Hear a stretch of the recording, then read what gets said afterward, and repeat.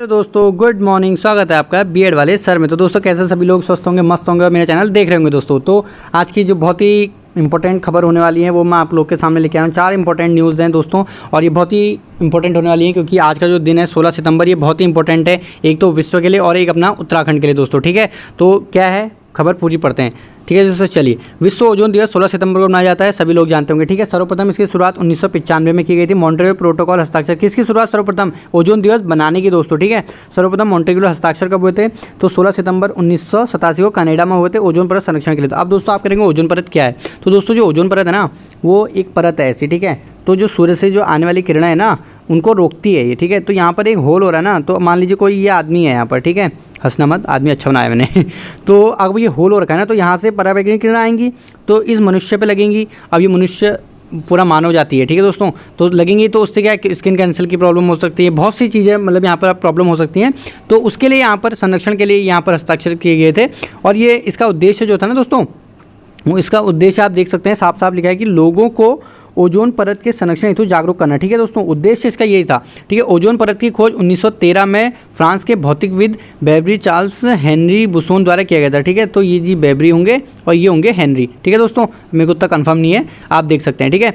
और फिर उसके बाद देखते हैं इसका महत्व क्या है दोस्तों। सूर्य से आने वाली हानिकारक पराबैंगनी किरणों से पृथ्वी पर मानव स्वास्थ्य एवं पारिस्थितिकी तंत्र की रक्षा करना, ठीक है दोस्तों। तो सूर्य से आने वाली, मैंने जो बोला ना आपसे, परिवर्तित किरणों को मानव स्वास्थ्य एवं पारिस्थितिकी तंत्र की रक्षा करना, ठीक है। इस बार की थीम जो है वो क्या है दोस्तों, जीवन के लिए ओजोन, ठीक है। यहाँ पर जीवन के लिए ओजोन, मैंने बोला ना आपके लिए लाइफ, ठीक है दोस्तों, लाइफ के लिए यहाँ पर ओजोन है, हमारे जीवन के लिए ओजोन, ठीक है। अब कुछ परतें पढ़ लेते हैं। वायुमंडल की जो संरचना है वो किस तरीके से हुई है हमारी, ठीक है। तो जैसे कि आप सभी लोग जानते हैं, सबसे नीचे हमारे पाया जाता है क्षोभ मंडल, जिसकी हाइट होती है 8 किलोमीटर।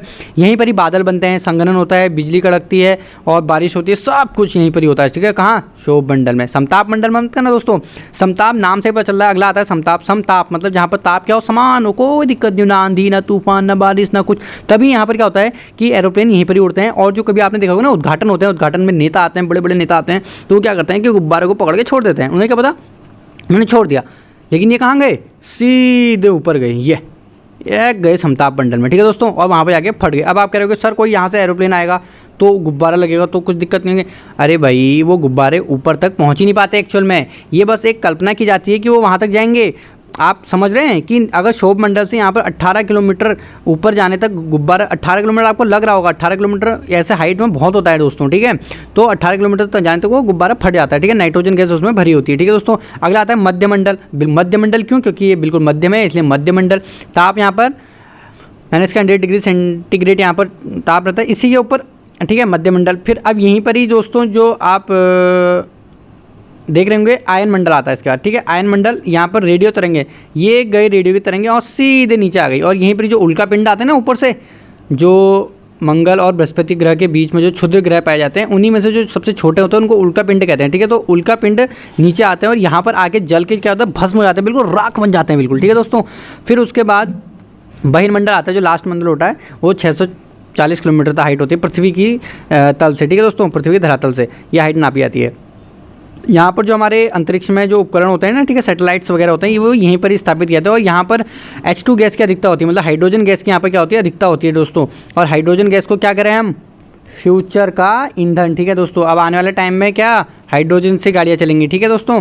और जो ओजोन परत पूछता है कि प्राय पूछता है ओजोन परत कहाँ पाई जाती है, तो समताप मंडल में यहाँ पर ओजोन परत पाई जाती है। ये क्वेश्चन बहुत मोस्ट इंपॉर्टेंट है दोस्तों। एक क्वेश्चन यहाँ पर से ये बनता है कि समताप मंडल की हाइट कितनी है, समताप मंडल पर जहाज वहाज कहाँ उड़ते हैं, तो पूछा जाता है तो समताप मंडल। और दूसरा पूछा जाता है ओजोन परत उपस्थित कहाँ होती है, तो ये पूछा जाता है समताप मंडल पर। मोस्ट इंपॉर्टेंट है ये कि ओजोन परत कहाँ पाई जाती है दोस्तों। फिर उसके बाद एक इंपॉर्टेंट और है कि मॉन्ट्रियल प्रोटोकॉल पर हस्ताक्षर कब किए गए थे, तो 16 सितंबर 1987 को कनाडा में यहाँ पर ओजोन परत संरक्षण के लिए यहाँ पर सिग्नेचर किए गए थे दोस्तों। तो ठीक है, तो दोस्तों ये थी पहली खबर। अब पढ़ते हैं दूसरी खबर।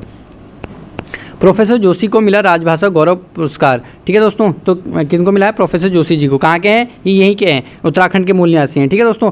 तो केंद्रीय गृह मंत्रालय की ओर से हिंदी दिवस पर आयोजित चतुर्थ भारतीय राजभाषा सम्मेलन में हिंदी में ज्ञान विज्ञान के क्षेत्रों में मौलिक पुस्तक लेखन के प्रोफेसर गिरीश चंद्र जोशी को प्रोफेसर गिरीश चंद्र जोशी दोस्तों, ठीक है, प्रोफेसर गिरीश चंद्र जोशी को राजभाषा गौरव पुरस्कार 2023-24 से सम्मानित किया गया है। HNB यानी कि हेमवती नंदन बहुगुणा गढ़वाल केंद्रीय विश्वविद्यालय के भौतिक विज्ञान विभाग से अवकाश प्राप्त प्रोफेसर जोशी को नई दिल्ली में भारत मंडपम में आयोजित समारोह में गृह मंत्री अमित शाह ने यह सम्मान दिया दोस्तों। तो यहाँ पर HNB हेमवती नंदन बहुगुणा के यहाँ पर जो गढ़वाल यूनिवर्सिटी है उनके जो यहाँ पर क्या कहते हैं प्रोफेसर गिरीश चंद्र जोशी जी को यहाँ पर भौतिकी विज्ञान विभाग से हैं और ये रिटायर हो चुके हैं। उनको यहाँ पर मिला है गया राजभाषा गौरव पुरस्कार। प्रोफेसर गिरीश चंद्र जोशी की ओर से ब्रह्मांड के वैज्ञानिक रहस्यों से आमजन को परिचित कराने के उद्देश्य से हिंदी भाषा में लिखी गई पुस्तक शीर्षक विज्ञान और ब्रह्मांड दोस्तों इंपॉर्टेंट पुस्तक है। प्रोफेसर गिरीश चंद्र जोशी की पुस्तक विज्ञान और ब्रह्मांड इतिहास तथा आधुनिक अवधारणा है, जिसके लेखन के लिए प्रोफेसर जोशी को देश में प्रथम स्थान प्राप्त हुआ है। प्रोफेसर जोशी को शाह ने प्रशस्ति पत्र ट्रॉफी के साथ 2 लाख की प्रोत्साहन राशि दी गई। बता दें पिछले वर्ष कुमाऊं विश्वविद्यालय के वाणिज्य संकायाध्यक्ष एवं विभागाध्यक्ष प्रोफेसर अतुल जोशी को उनकी पुस्तक भारतीय हिमालय जीवन और जीविका के लिए इस पुरस्कार से सम्मानित किया गया था दोस्तों। तो पिछली बार अतुल जोशी जी को दिया गया था। और एक बात याद रखना दोस्तों, जो अतुल जोशी जी हैं और जो यहाँ पर जो हमारे गिरीश चंद्र जोशी जी हैं, ये दोनों आपस में क्या हैं दोस्तों, ये भाई हैं, ठीक है दोस्तों। तो एक कुमाऊं यूनिवर्सिटी के प्रोफेसर हैं और एक गढ़वाल यूनिवर्सिटी में प्रोफेसर हैं, ठीक है दोस्तों। तो पुरस्कार से हमारे प्रोफेसर अतुल जोशी एवं प्रोफेसर गिरीश चंद्र जोशी, ये देखिए दोस्तों प्रोफेसर भाई हैं।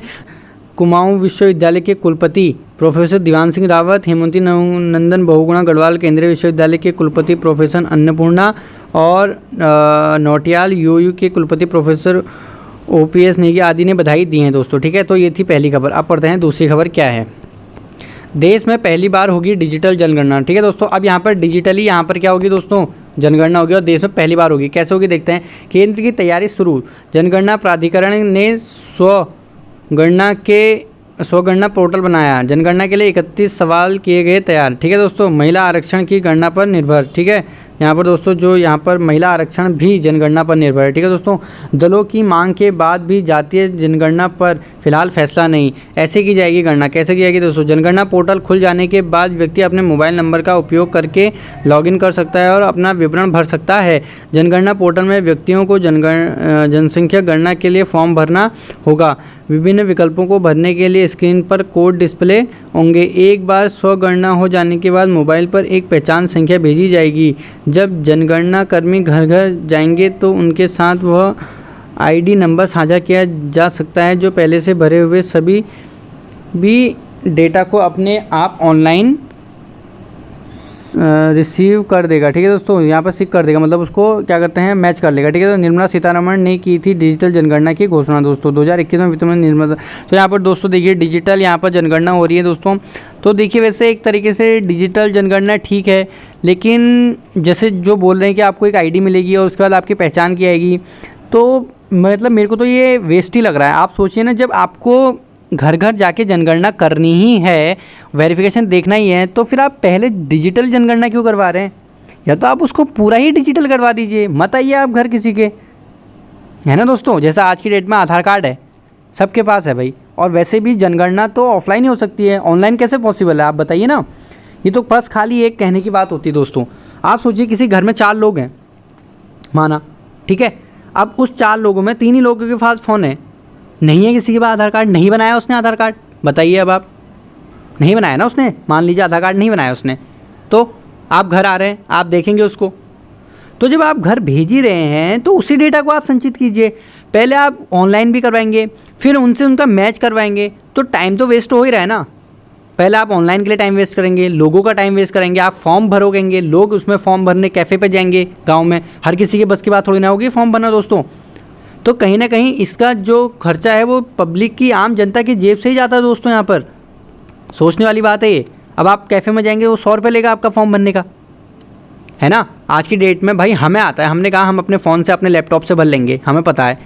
लेकिन उनसे पूछे ना, जो गाँव में बुजुर्ग हैं, जो गाँव में कृषि क्षेत्र से जुड़े हैं लोग, उनको क्या पता यार क्या चीज़ होती है करके। उनको तो सिर्फ ये पता है ना कि कोई बंदा आता है, वो जनगणना करके जाता है, हमारा नाम लिख के जाता है, हम उसको राशन कार्ड दिखाते हैं, उससे इसके हिसाब से हमारी जनगणना होती है। एज के हिसाब से, इसकी एज इतनी है, ये इस कैटेगरी में जाएगा, इसकी एज इतनी है, ये इस कैटेगरी में जाएगा, है ना दोस्तों। शिशु जनसंख्या अलग होती है। तो ये सरकार की योजनाएं अपनी, खैर हमने क्या करना। और दोस्तों आज देखिए क्या है, गाय की जीत खतड़ुए की हार। दोस्तों आप जैसे कि आप सभी लोग जान रहे हैं, अपने पशुधन की कुशलता की कामना का पर्व खतड़ुआ की हार्दिक शुभकामनाएं। दोस्तों तो आपको तो इनकी स्टोरी पता ही होगी। जो खतड़ुआ जी जो खतड़ुआ सेनापति थे, इनको आज हरा दिया गया था। यहाँ पर कुमाऊं के शासक जो थे, शायद मानसा थे, उनके द्वारा यहाँ पर हरा दिया गया था। एक बार मेरे को ये राजा का नाम याद नहीं आ रहा, आप लोग कमेंट बॉक्स में बताएंगे कौन राजा है करके। तो उन्होंने कई बार असफल आक्रमण किए थे और इस वाले आक्रमण में वो जीत चुके हैं, जीत जाते हैं। और इसी के लिए मतलब इन्हीं की खुशी के लिए खतड़ुआ का त्यौहार मनाया जाता है, क्योंकि जो वहाँ का सेनापति था वो खतड़ुआ सिंह ही था। तो इसीलिए कुमाऊं में बहुत प्रचलित कहावत भी है कि गाय की जीत खतड़ुए की हार। दोस्तों क्या है? गाय की जीत खतड़ुआ की हार दोस्तों, ठीक है। तो यहाँ इसका कहने का मतलब ये है कि गाय क्यों? क्योंकि चंद राजवंश का जो राज्य चिन्ह था वो गाय थी, तो यानी कि चंद लोग जीत गए यहाँ पर, तो इसलिए बोला जाता है कि गाय की जीत और खतड़ुए की हार।